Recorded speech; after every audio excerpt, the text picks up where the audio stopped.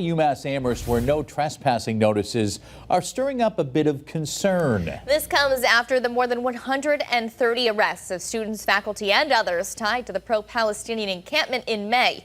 Western Mass News reporter Olivia Hickey joins us live in Amherst with more. Olivia? Abby and Chris, a university spokesperson tells me a small number of arrested faculty and students received the notice by mistake, and they've since been revoked. But the situation leaves students frustrated.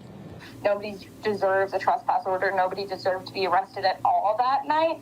Everything that the school does is a misstep and honestly a violation of our First Amendment rights to protest. Western Mass News has learned trespass notices have gone out to some people who were arrested on the UMass Amherst campus in connection with a pro-Palestinian encampment on May 7th.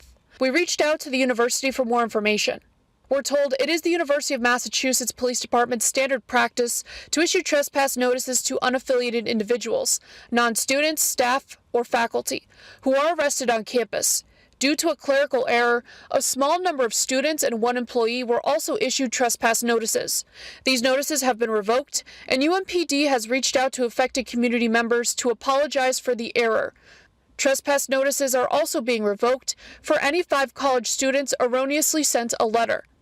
Malia Cole, a UMass student and activist, says while she did not receive a notice, she knows students who did, telling Western Mass News while campus police have apologized, the damage has been done, and nobody deserved the notice. She's calling on University Chancellor Javier Reyes to do better. It's just ridiculous that he shows such oversight in his actions when punishing protesters, and it's quite frankly ridiculous that he just gets to go back and say, oh, it was an accident, I'm sorry, when the stress has already been caused. She tells us none of this will not hold students back in both UMass dissenters and UMass Students for Justice in Palestine from drawing attention to the conflict overseas. In comparison to the genocide in Gaza, nothing that our school punishes us with will make us stop, because we know that nothing is as bad as that.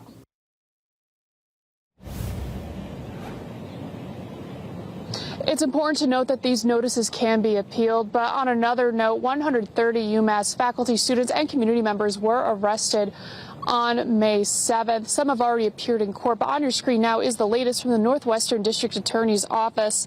We're told that 28 defendants have agreed to a diversion program as disposition. One person was fined $100. We're told offers were made to resolve every single case, and some chose to take the time to think.